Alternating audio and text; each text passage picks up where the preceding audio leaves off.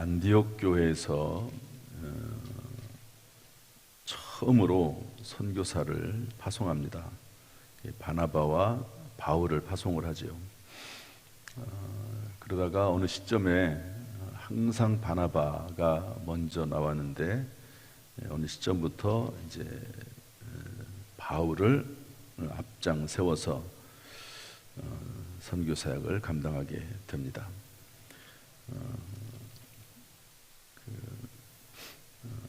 복음을 전하다가 비시디아 안디옥에 도달해서 이제 말씀을 증거하게 되는데요. 이게 설교를 하게 되는데 사도행전 10장 13장에는 사도 바울의 첫 번째 설교가 나와 있습니다. 그래서 그 내용을 지금까지 쭉 살펴드렸고요. 그 설교에 대한 반응입니다. 설교에 대한 반응. 베드로가 설교했을 때는 어떻게 됐죠?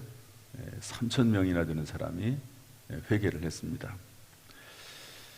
그런데 스데반도 전도하다가 붙잡혀서 설교라기보다도 어쨌든 아주 연설을 길게 합니다. 그러나 그 일로 인해서 스데반은요 사람들에게, 유대인들에게 돌에 맞아 죽습니다. 물론 이제 그 일로 인해서 이제 복음이 전 세계에 흩어지는 역할도 하죠. 13장에는 사도 바울의 설교가 나왔는데요. 그 설교에 대한 반응입니다. 42절부터 43절 말씀 다시 한번 읽어보겠습니다. 42절, 43절 시작. 그들이 나갈새 사람들이 청하되 다음 안식일에도 이 말씀을 하라 하더라. 회당의 모임이 흩어진 후에 유대인과 유대교에 입교한 경건한 사람들이 많이 바울과 바나바를 따르니 두 사도가 더불어 말하고 항상 하나님의 은혜 가운데 있으라 권하니. 여기에서도 사람들이 그 말씀을 다 받아들이고 그리고 그 다음 안식일에도 회당에 와서 말씀을 전하라고 합니다. 그러니까 사도가 하나님의 은혜 가운데 머물러 있으라. 한번 따라합시다. 하나님의 은혜 가운데, 하나님의 은혜 가운데 있으라. 정말 하나님의 은혜 아니면 살 수가 없습니다. 늘 우리가 허물이 많고 실수가 많고 또 무슨 일을 하더라도 사람의 노력으로만은 한계가 있죠. 하나님의 은혜가 절대적으로 필요합니다. 그러니까 구원도 마찬가지고 구원 이후의 삶도 마찬가지고 오직 하나님의 은혜로 살아가지요. 참으로 하나님의 은혜가 우리 가운데 충만하고 또 우리들도 하나님의 늘 은혜를 사모하고 구하는 그런 삶이 있어야 될 줄로 믿습니다. 그러기 때문에 이 새벽에 나오는 거죠. 왜 나오겠습니까? 하나님의 은혜를 구하는 것이고 하나님의 은혜 가운데 우리가 붙어있는 중요한 표시와 마음이 이 새벽기도라고 볼 수가 있습니다. 그래서 그 다음 안식일에 이제 다시 가게 되는데요. 우리 44절, 45절 말씀 읽어보겠습니다. 44절, 45절 시작. 그 다음 안식일에는 온 시민이 거의 다 하나님의 말씀을 듣고자 하여 모이니 유대인들이 그 무리를 보고 시기가 가득하여 바울이 말한 것을 반박하고 비방하거늘. 그래서 오늘 제목을 이렇게 좀 정해봤습니다. 이제 뒤에 또 말이 나오는데 박해에 대한 대처, 이렇게 저 제목을 좀 정해봤는데요. 한번 따라서 합시다. 박해에 대한 대처. 물론 여기서 말하는 박해는 정당한 일, 전도와 선교입니다. 잘못된 일, 악한 일, 이런 일 하다가 고난을 당하는 거야 그것을 뭐라고 하겠습니까? 또 거기에 대한 대처는 또 다른 모습들이 나타나게 되겠죠. 사람이 살다 보면 실수할 수도 있잖아요.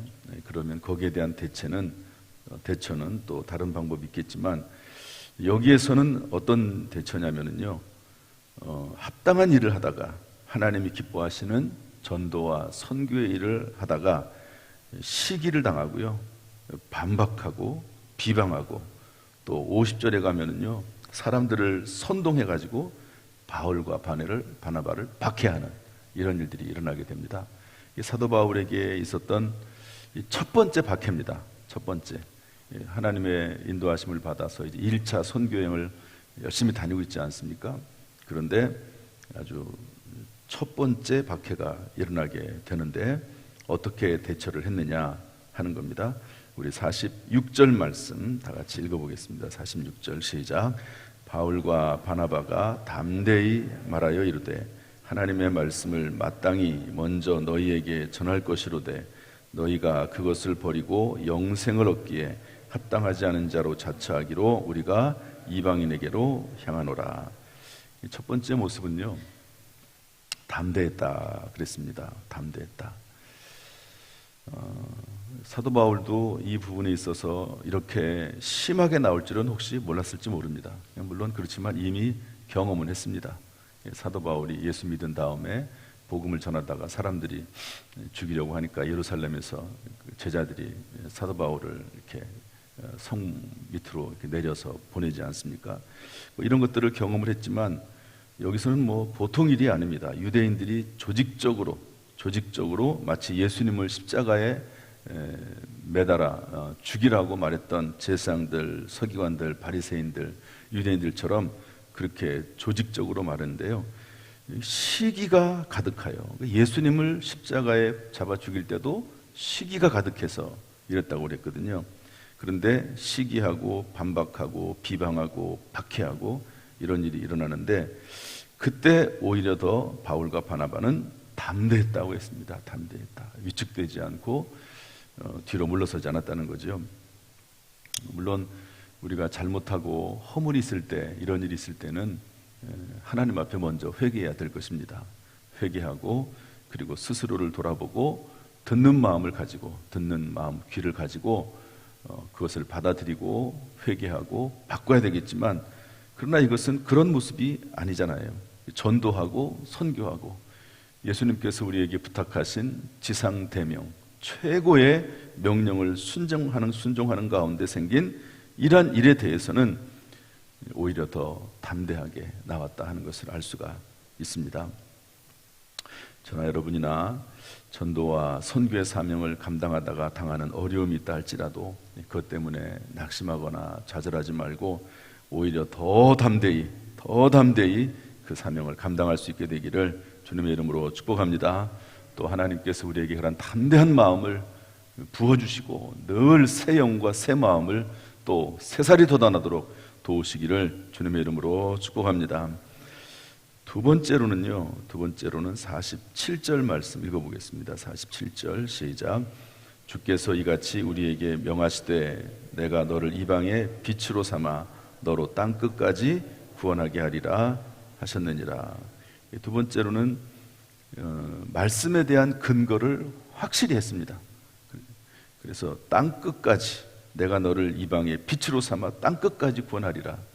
전도자를 통해서 땅 끝까지 이방인들에게도 복음을 전하라고 하는 것이 하나님의 뜻이라고 하는 것을 확실히 점검하고 흔들리지 않는 거죠. 우리가 무슨 일을 하든지 간에 이 말씀 안에 굳게 서서 흔들리지 않는다고 하는 것은 참 귀한 일입니다. 하나님께서 우리에게 이런 선한 마음도, 또 이런 흔들리지 않는 마음, 하나님을 향한 이런 열정에 대한 흔들리지 않는 마음이 충만할 수 있기를 주님의 이름으로 축복합니다. 이렇게 말을 했더니 48절 보니까요, 이런 기록이 있습니다. 한번 읽어보겠습니다. 48절 시작. 이방인들이 듣고 기뻐하여 하나님의 말씀을 찬송하며 영생을 주시기로 작정된 자는 다 믿더라. 그러니까 사도 바울이 복음을 전했는데 많은 사람들이 다 따르긴 했어요. 그러나 박해하는 사람도 극심하게 나타납니다. 그 가운데 영생을 주시기로 작정된 자는 다 믿더라. 여기 작정됐다라고 하는 말은 그 시제가 과거 완료라고 합니다. 과거 완료. 그러니까 과거 완료는 뭐냐면 과거의 어느 시점에 딱 완료가 된 거예요. 이게 지금 현재입니다. 그러면 과거가 있고 미래가 있지 않습니까? 그러면 과거의 어느 시점에 딱 완료가 된 거예요. 완료가. 그러니까 하나님이 영생을 주시기로 과거의 어느 시점에 하나님이 딱 정해 놓으셨습니다. 그런데 그것이 이루어진 시점이 바로 현재라고 하는 거죠. 과거의 어느 시점에 완료되어 지금까지 영향을 미치고 있는 것을 과거 완료라고 합니다. 하나님께서 이 비시디아의 안디옥 지역에 바로 이때에 예수 믿고 구원받아서 영생 얻기로 하나님께서 구상하고 생각하고 계획한 사람들이 있었다는 겁니다. 그런데 바로 이때 사도 바울과 바나바의 전도를 통해서 구원을 받게 됐다 하는 것을 알려주고 있습니다.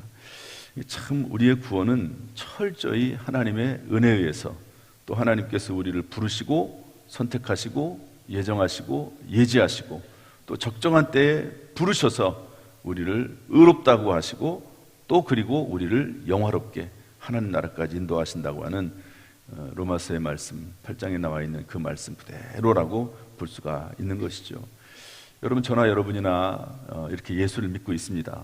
그런데 어느 시점에, 과거의 어느 시점에 하나님께서 우리를 예정하시고 그리고 나서 어느 시점에 불러서 지금까지 오게 되었다 하는 것을 알 수가 있는 것이죠. 그래서 이 전도의 사역이, 선교의 사역이 아주 성공적이었습니다. 물론 반대자들도 있고 시기하고 비방하는 사람들도 있었지만 아주 상당히 성공적이었다는 걸 알 수 있습니다. 그래서 49절 말씀 보면 주의 말씀이 그 지방에 두루 퍼지니라. 그랬더니 이제 더 시기가 나가지고 사람들을 선동해서 바울과 바나바를 박해하고 그 지역에서 쫓아냅니다. 그러니까 사도 바울도 가면서 발에 티끌을 떨어버려요. 전도하다가 그 예수님께서도 제자들을 파송하시며 전도할 때 이제 이런 말씀을 하시거든요. 어느 집에든 들어가라. 받아들이면 그 집에서 전도활동 기간 동안 머물러 있으라. 그러나 만약에 받아들이지 않으면 발에 티끌을 떨어버리라. 그 당시에 손님 접대하지 않은 그 또 복음 전도자들을 받아들이지 않은 사람들에 대한 이런 태도라고 볼 수 있습니다. 지난번에 우리 지난 주일날 인도 선교사님 와가지고 나그네를 대접하는 이야기를 했습니다. 저도 그 얘기를 들으면서 이 나그네를 대접하는 게 보통 일이 아니구나. 집에 있는 가장 좋은 자리를 내주고 안방을 내주고 이불을 내주면서 본인은 그냥 소파나 이런 데서 잠을 자고 최고의 음식을 내주고 이렇게 정말 낯선 사람임에도 불구하고 그렇게 글쎄 요즘 거기는 이게 가능한데 우리나라는 가능할지 어쩔지 모르겠어요. 거의 불가능하죠. 나그네를 그렇게 대접한다는 게. 그런데 이제 발에 티끌을 떨어버리고 떠나게 되는 겁니다. 그리고 나서 52절에 제자들은 기쁨과 성령이 충만하니라 이렇게 되어 있습니다.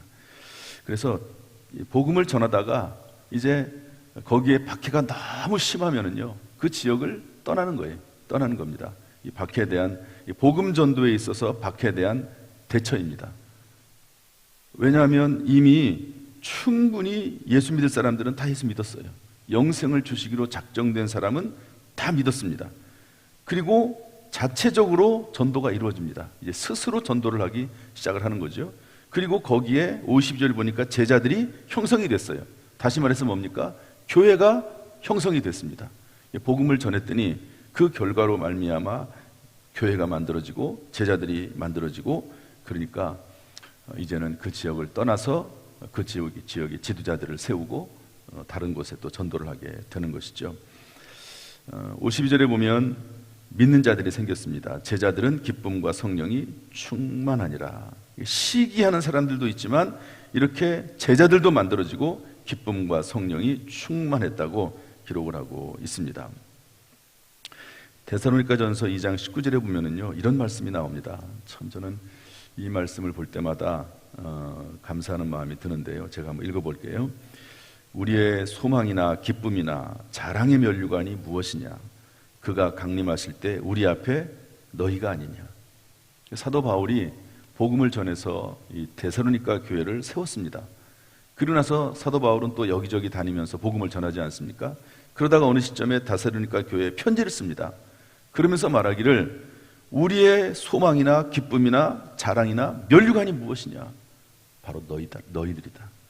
나로 인해서, 우리로 인해서 예수 믿게 된 바로 너희들이 하나님 나라에서 면류관이고 너희들이 바로 소망이고 기쁨이고 우리의 자랑이다. 이런 말을 들으면 참 우리의 가슴이 뜨거워지고, 또 우리의 인생의 방향성이 어떻게 해야 될지, 이런 것들이 우리 마음속에 다가오게 됩니다. 이 땅에 사는 것, 내가 얼마나 많은 부를 누리고 얼마나 많은 명예를 누리고 권력을 누리고 또 잘 먹고 마시고 잘 살고 하는 것, 이런 것들이 기쁨이나 소망이나 자랑이나 면류관이 아니고, 나를 통해서, 그런 것들을 통해서 내가 가지고 있는 학력이라든지 내가 가지고 있는 재산이라든지 내가 가지고 있는 그런 좋은 도구들이 있을 것입니다. 그런 것들은 전부 다 영혼을 구원하기 위한 하나의 도구가 되어야 되는 것이지, 그것 자체가 소망이나 면류관이나 그것 자체가 내 인생의 목적은 아니라는 거죠. 이런 것들을 잘 사용해서 정말로 하나님 앞에 사람들이 돌아오게 되고 예수 믿게 되고, 그 사람들이 또 다른 사람들을 전도할 수 있도록 할 수만 있다면, 그것이 바로 내 인생의 보람이요 기쁨이요 자랑이요 소망이요 면류관이다. 이렇게 사도 바울은 외치고 있는 것이죠. 정말 마지막 때, 그리고 사람이 점점 이제 나이가 들어가고 신앙생활이 점점 깊어지면 결국 남는 것은 나를 통해서 구원받고 나를 통해서 변화된, 또 내가 전도해서 교회 내에서 귀중한 직분도 맡고 하는 그분들 아니겠습니까? 나이가 점점 들어가면서 어떤 분들은 그냥 전부 자기가 가지고 있는 것만 더 움켜쥐려고 하고 베풀 줄 모르고 인생의 목적이 뭔지를 모르고 그냥 살아가는 사람들도 얼마나 많이 있습니까? 그런데 하나님 나라의 면류관을 위해서 참된 기쁨이나 소망, 참된 자랑을 위해서 내가 가지고 있는 모든 것들을 다 투자해서 사람들을 살리는데 어떤 방면이 됐든지 간에 우리가 일할 수 있다면 그것만큼 정말 귀한 일은 없는 줄로 믿습니다. 우리 교회가 이러한 사명을 잘 감당을 해서 어찌됐든 사람들을 길러내고 사람들을 구원하고 사람들을 세워주는 그런 교회가 될 수 있기를 주님의 이름으로 축복합니다. 우리 모든 성도들이 이를 위해서 이 새벽에 기도해 주시고요. 감사하게도 지난 우리 여름 성경학교 요즘 계속하고 있는데요, 우리 아이들이 많이 와서 예배를 드립니다. 여름 성경학교 하면서 또 수련회도 그렇고, 여러분들이 다음 세대를 위해서 꼭 기도해 주셔서 우리를 통해서 다음 세대들이 길러지고 불신자들이 예수 믿고, 또 그로 말미암아 그분들이 우리의 소망이나 기쁨이나 자랑이 면류관이 될 수 있도록 여러분들 기도할 수 있기를 부탁을 드립니다. 오늘도 하나님께서 우리에게 기도형을 부어주시고 주 안에서 승리케 하시기를 주님의 이름으로 축복합니다. 기도하겠습니다. 우리 다 같이 제가 기도하겠습니다. 하나님 아버지, 감사합니다. 사도 바울이 복음을 전하다가 시기, 반박, 비방, 선동, 박해를 당하게 되지만 그러나 담대했던 것을 봅니다. 하나님 아버지, 하나님의 나라 영광을 위한 일에 담대할 수 있도록 늘 우리의 마음을 인도하여 주옵소서. 우리를 통해서 믿는 자들이 세워지는 것이 소망이요 기쁨이요 자랑의 면류관임을 깨닫고 늘 이를 위해서 기도하고 전도하며 선교하고 후원하고 섬기는 삶이 우리 모든 성도들의 삶이 될 수 있도록 하나님 은혜 베풀어 주시고 주님 역사하여 주옵소서. 오늘 하루도 승리케 하시기를 원합니다. 평안하게 하시기를 원합니다. 주여, 어떤 문제가 있습니까? 하나님이여, 그 문제를 해결할 수 있도록 지혜와 능력을 주시고 무엇보다도 예수 그리스도의 십자가의 은혜로 우리를 대하여 주옵소서. 성령의 충만함을 주셔서 지혜와 능력으로 승리하도록 인도하여 주옵소서. 연약한 육신을 치료하시고 강건하게 하여 주옵소서. 신의 은사를 허락하여 주옵소서. 예수님의 이름으로 축복하며 기도하옵나이다. 아멘. 이제는 우리 주 예수 그리스도의 은혜와 아버지 하나님의 무한하신 사랑과 성령님의 교통하심이 이 새벽에 나와서 교회를 위해서, 나라 민족을 위해서, 다음 세대를 위해서, 선교와 전도를 위해서 중보기도의 사명을 감당하는 우리 모든 성도들 한 사람 한 사람 머리머리 위에 실시간을 통해서라도 말씀 듣고 기도하는 모든 성도들 위해 지금부터 영원토록 순간순간마다 함께 하시기를 간절히 축원하옵나이다. 아멘.